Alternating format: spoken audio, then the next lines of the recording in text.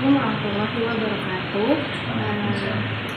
Saya perwakilan dari kelompok yang akan melakukan wawancara. Sebelum itu perkenalkan, nama saya Rifka Injilinawati Mahun dengan NIM 4022231014. Kali ini kami akan melakukan wawancara dengan Ibu Happy.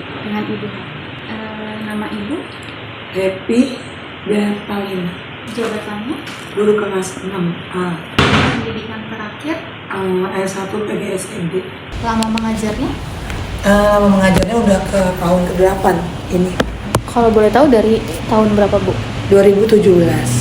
Izin ya, Bu, kita langsung masuk ke pertanyaannya. Ya. Ada di option peran pendidikan dalam mendamping peserta didik remaja. Yang pertama, bagaimana peran Ibu dalam membimbing perkembangan akademik peserta didik?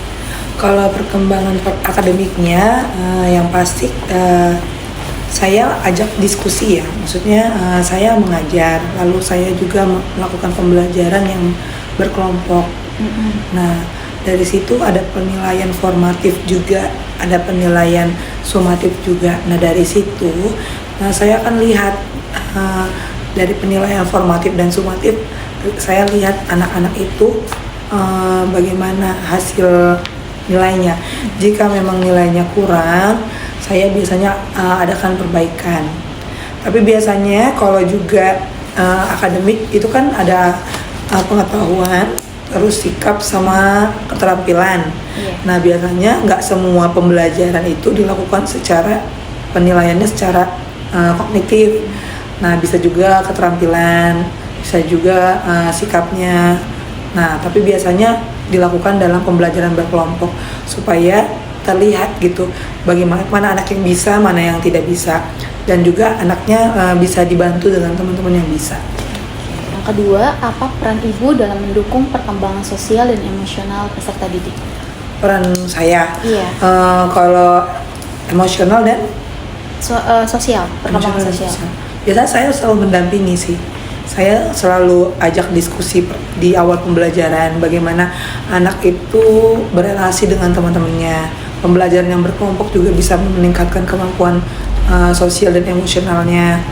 Nah, saya amati observasi di dalam kelas bagaimana mereka belajar di kelas berkelompok kayak gitu. Nanti dari situ bisa dilihat lalu evaluasinya atau ya dilakukan secara diskusi klasikal di kelas. Selanjutnya, bagaimana upaya yang dilakukan untuk membentuk karakter dan kedisiplinan peserta didik? Biasanya saya buat kesepakatan dulu di kelas. Jadi di awal tahun ajaran baru ada kesepakatan di dalam kelas yang nantinya di kesepakatan itu sudah disosialisasikan ke anak murid. Nah, dari situ mereka juga belajar kalau saya akan memberikan konsekuensi dari setiap kesepakatan itu. Konsekuensi ini bukan hukuman fisik, tapi sebagai melatih mereka untuk lebih bertanggung jawab kayak gitu. Jadi menurut saya dengan kayak gitu mereka jadi lebih disiplin dan tertib. Selanjutnya, bagaimana bentuk kerjasama antara guru, wali kelas, dan orang tua dalam mendampingi peserta didik? Biasanya melalui ini ya, komunikasinya melalui WhatsApp group. Tapi yang paling utama saya selalu menginfokannya ke murid. Nanti murid nginfoin ke orang tua. Jadi kalaupun sudah saya sampaikan di kelas komunikasinya, apa yang harus dipersiapkan untuk kegiatan selanjutnya, misalnya hal-hal yang penting, saya tidak akan lagi infoin ke grup supaya orang tua juga berkomunikasi ke murid. Tapi sekiranya ada sesuatu hal yang bersifat penting dan urgent ataupun ini penting untuk diinfokan tanpa saya belum infoin ke murid, saya biasanya menginfokannya di WhatsApp group. Kayak gitu. Kita masuk ke option berikutnya, ada di tantangan dan dalam mendampingi peserta didik. Tantangan apa yang paling sering dihadapi dalam proses pembelajaran peserta didik? Kalau tantangan yang paling sering dihadapi ini ya, tingkah laku peserta didik ya, karena saya memang ngajarnya di kelas 6 gitu kan, mereka mulai punya prinsip masing-masing.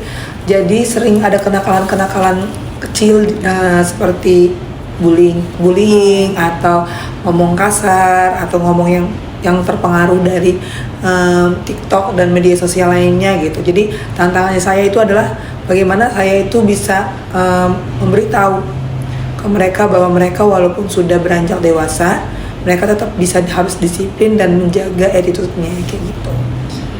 Bagaimana pengaruh perkembangan teknologi dan media sosial terhadap perilaku dan motivasi belajar peserta didik?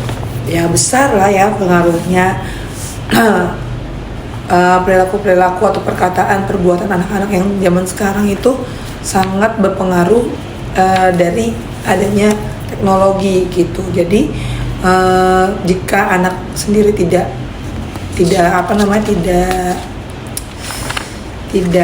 fokus ya, tidak memilah dengan bijaksana, ya pasti akan terjerumus. Apa kendala yang dihadapi dalam mengelola perbedaan karakter dan kemampuan peserta didik?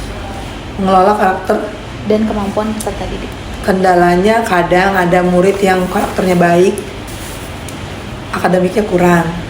Ada yang akademiknya baik, karakternya kurang. Jadi itu sih tantangannya. Jadi bagaimana caranya menginfokan ke anak-anak bahwa karakter dan juga akademik itu harus berjalan beriring.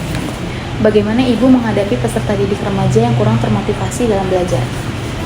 Saya biasanya pakai pembelajaran berkelompok, kolaboratif gitu, pembelajaran kolaboratif.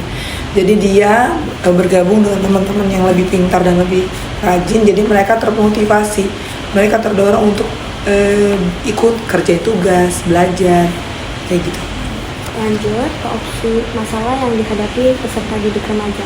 Masalah apa saja yang paling sering dialami peserta didik remaja dalam kegiatan belajar di sekolah?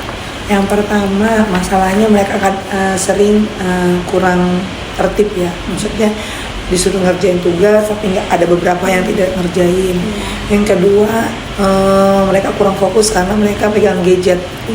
Jadi kayak gitu. Yang ketiga, karena mereka anak yang udah kelas besar dan paling gede di sini, mereka sering iseng atau usil sama temennya. Jadi kadang-kadang malah mengarahnya ke bullying gitu. Itu sih masalahnya. Karena ngerasa so jago, so hebat, jadi mereka iseng gitu. Jadi tapi itu arahnya ke bullying gitu. Bagaimana bentuk masalah perilaku atau kedisiplinan yang sering muncul pada peserta didik remaja? Yang pertama, mereka tidak ngerjain PR. Yang kedua, mereka ngomong kotor. Yang ketiga, mereka tidak ngerjain tugas kelompok bareng-bareng. Itu sih, jadi ketidaktertiban dan ketidakdisiplinan. Faktor apa yang memengaruhi munculnya masalah belajar pada peserta didik remaja? Masalah belajar, Iya, faktor apa aja mempengaruhi? Gadget, terus ya gadget itu termasuk media sosial, games ya. Terus sama orang tua sih ya. Kalau orang tuanya kita yang bilang guru yang bilang murid harus belajar tapi orang tuanya tidak mendampingi di rumah, itu berat sih. Bagaimana langkah yang dilakukan sekolah dalam menangani masalah peserta didik remaja? Biasanya langkahnya melalui guru dulu. Jadi kalau ada permasalahan, guru yang mencoba untuk mengatasinya. Kalau berhubungan dengan guru yang kelas yang lain, biasanya guru kelas yang itu sama guru kelas yang lain berkoordinasi. Sekiranya itu berdampak besar dan sudah melanggar peraturan sekolah, itu ditangani oleh wakil kepala sekolah atau kepala sekolah dan dipanggil orang tuanya. Lanjut, menurut Ibu, kebutuhan utama peserta didik remaja dalam menunjang proses belajar adalah apa saja? Kebutuhan utamanya sebenarnya adalah perhatian ya dan pendampingan. Karena mereka itu sebenarnya butuh ada yang memotivasi, ada yang mengoreksi mereka, ada juga yang butuh dikuatkan dengan perilaku-perilaku yang baik dan dikasih tahu kalau perilakunya itu salah.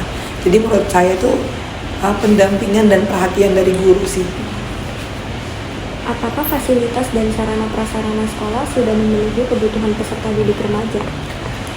Menurut saya udah melalui kegiatan-kegiatan, misalnya udah pernah melakukan pendidikan seksual, terus ada juga kalau sarana dan prasarananya misalnya udah ada infokus, guru sudah bisa menampilkan video-video yang mendukung, yang dikaitkan dengan materi-materi pelajaran, itu materi-materi edukasi tentang sosial emosional gitu. Dukungan apa yang paling dibutuhkan peserta didik remaja dari guru dan sekolah? Dukungan apa? Memotivasi mereka belajar sih ya, berkembang, belajar, tidak hanya akademik, tapi juga keterampilan, tapi juga karakter kayak gitu. Apa harapan Ibu terhadap pemenuhan kebutuhan dan perkembangan peserta didik remaja ke depannya? Kalau menurut saya, sekolah itu harusnya dijadikan sebagai tempat mereka belajar secara pengetahuan atau akademik dan juga karakter. Jadi sekolah itu harus ramah kepada anak dan sebagai wadahnya mereka untuk belajar, mengembangkan akhlaknya dan budi pekertinya serta pengetahuannya. Sekian wawancara kami bersama Bu Hetty. Wassalamualaikum warahmatullahi wabarakatuh.